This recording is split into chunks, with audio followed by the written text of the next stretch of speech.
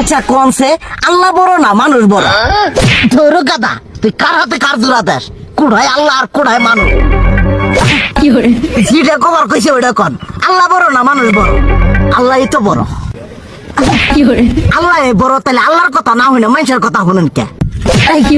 তুই কি কইতাছস? কি আর আল্লাহর কথা মানে না মানুষের কথা মানে? হ্যাঁ, কি আর মানুষের কথা শুনেন তাই না?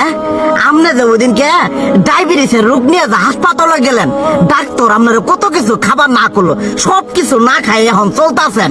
তাহলে আল্লাহ যে আপনারে কইছে যে হারাম খাবার না, সুদ খাবার না, কই আপনি তো কাম কাজ বাদ দিয়ে এলাকার মধ্যে টাকা পয়সা না গায়ে খালি ওইলে দিয়েই খান। নিজেরা টিয়াও হালাল ভাবে কামাই করেন না, ওই সুদ তো না কয়টা টিয়া করে লাভ আহে ওইলে দিয়ে দিয়ে চলেন আর পেট বড় বানাইছেন।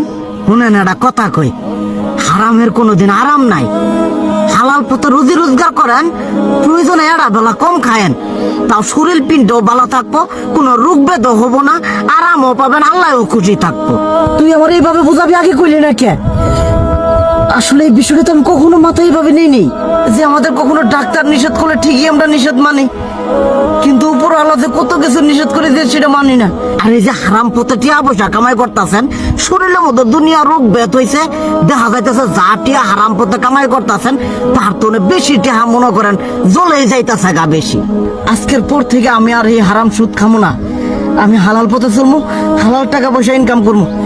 এতে করে যদি একবেলা কমও খাইতে হয় তবুও খামো, তবু আমি আর এই হারাম পথে চলবো না। আচ্ছা ঠিক আছে।